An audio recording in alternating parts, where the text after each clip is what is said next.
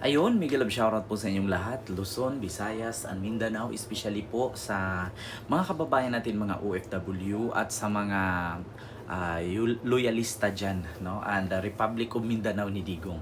So ngayon po mga kababayan, gusto ko lang pong i-share sa inyo na handa na daw ang kampo ni Sara Duterte sa pagharap sa kanyang tatlong impeachment complaint, no? At kanya daw ang abogado ay walang iba kundi ang kanyang tatay, no? Hala, yung pilik mata ko gumanda.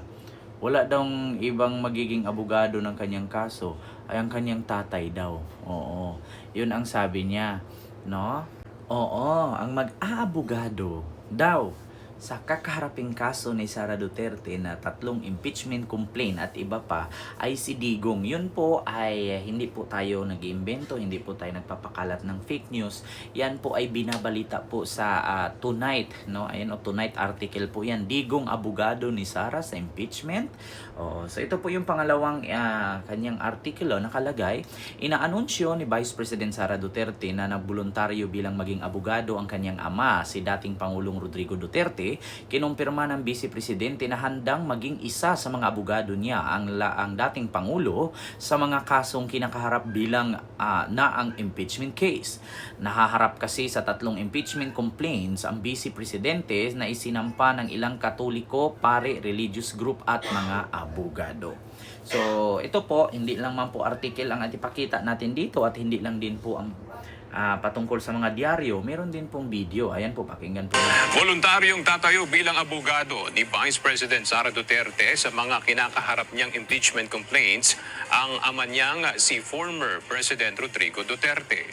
Ayon sa Vice Presidente, naghahanda na ang dating Pangulo ng mga dokumento para sa IBP upang maging collaborating counsel. Iginiit pa ni VP Duterte na wala silang nilabag na batas at haharapin nila ang mga kaso kahit pa tila nawawala na ang rule of law. Are you sure? Totoo ba talaga? Totoo ba na nawawala na ang rule of law? Alam niyo, sa totoo lang, mga kababayan, especially sa mga loyalista dyan at sa mga supporters ni BBM at sa mga nakasuporta sa aking YouTube channel, ang lakas ng loob magsabi ni Sara Duterte na wala na daw yung rule of law. Sara, nanalamin ka ba? May salamin ba sa inyo? Yun bang pagpatay ng tatay mo sa mga sinasabi ninyong adik na 30,000? Dumaan ba kayo sa rule of law? Dinaan ba ng tatay mo sa rule of law? Bakit? Nakasaad ba sa Philippine Constitution or sa saligang batas na kapag nakita mong bungal, papatayin ka si adik?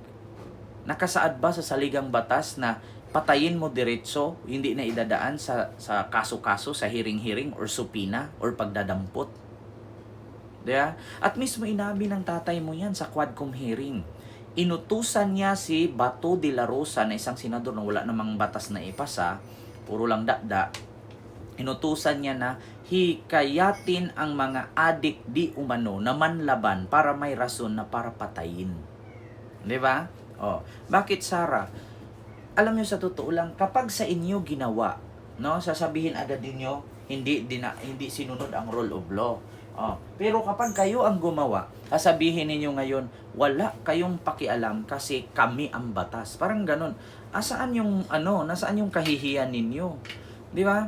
Kapag kayo ang gumawa, pag may hinuli kayo na malaking personality, lalong-lalo pag drug lord o di umano, katulad ni Paruhino, anong ginawa ninyo? Pinapapris ninyo ang ari-arian, ang mga properties. Di ba kwento mo yan? Papasukin una ang clearing team ang tawag doon. Yung clearing team daw, pag pumapasok yun daw yung maglalagay ng mga shabu, mga barrel, mga kontrabandos. Tapos susunod dyan yung search team. Yun yung mga PIDEA, mga sundalo, mga pulis, mga NBI, yun daw yung susunod. Tapos doon na isi-search. Halimbawa, nahuli si Sara sa loob ng bahay nila. Doon na daw isi-search. Hanap-hanapin, halongkatin lahat ng gamit at doon na daw may makikitang shabu, may makikitang baril, may makikitang granada. Ba't alam na alam mo? Di ba? Kasi gawain ng tatay mo yun at gawain niya ninyo.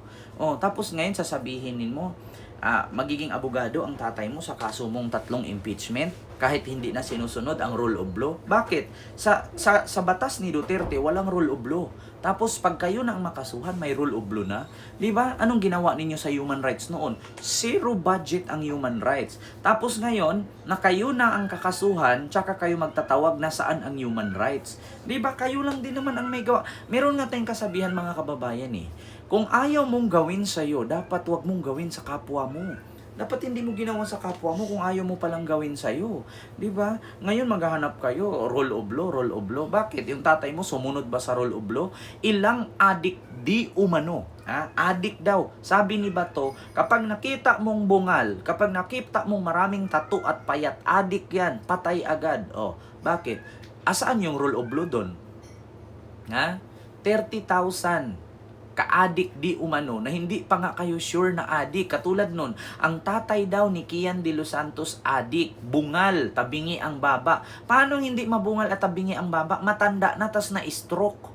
Tapos pinatay ninyo. Ending ang napatay, si Kian de los Santos, hindi ang tatay. Oh, ang bata ang napagkamalang tatay, kaya yun ang nabaril. Tapos sasabihin, adik kasi tabingi ang baba. Paano hindi matabingi ang baba na stroke? Diba?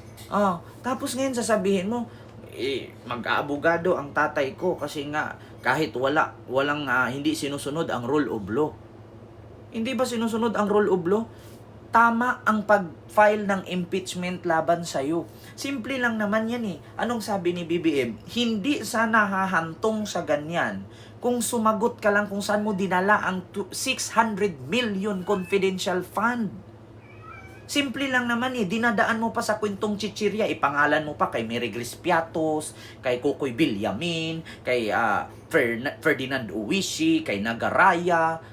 Pwede mo naman sabihin, oh, ginamit ko, ginastos ko, iyan ang ginastusan ko. Hindi yung ikikwento, idadaan mo pa sa kwentong chichirya. Aminin mo na lang kung saan mo dinala, tapos ang usapan.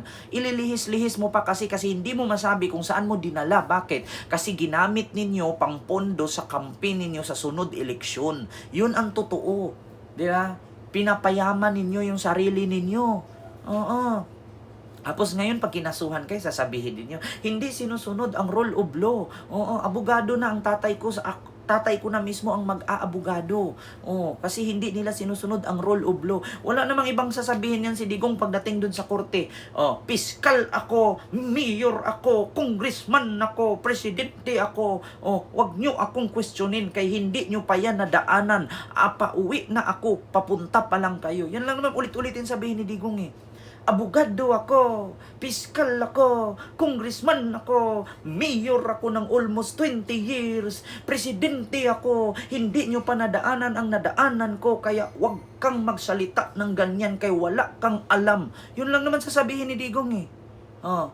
Sino pang abogadong kakalaban sa kanya? Yung abogado is natural abogado yun. Siya daw dumaan ng politician, dumaan na ng presidente, naging piskal. Talagang hindi ka mananalo. Piskal na siya eh.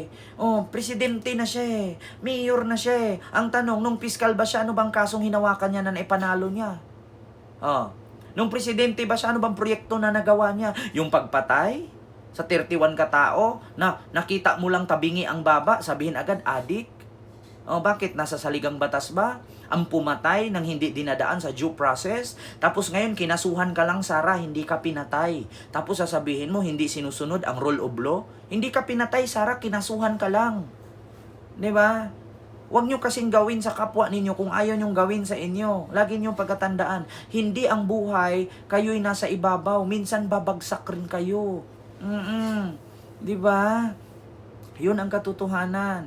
Tapos sasabihin mo ngayon, hindi sinunod ang rule of law, po kinang ina mo. Yeah? So yun lang. Maraming salamat. God first.